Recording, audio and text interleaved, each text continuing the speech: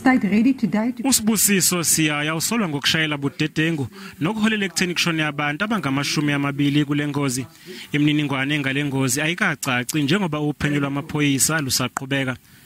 USiyaya uboshwe ngomgqibelo kanti utshele inkantolo ukuthi akanayo imali yokukhokhela ummeli, wacela ukusizwa ummeli wombuso.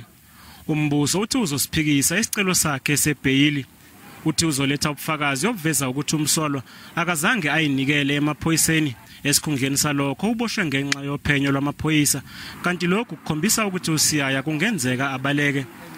Kusenjalo kube nenye ingozi ebandakanya amaloli amathathu emgwaqeni uR34 emakhosini ngaSolundi namhlanje. Kule ngozi yethusayo kuthungeleke ngomlilo imoto ezimbalwa.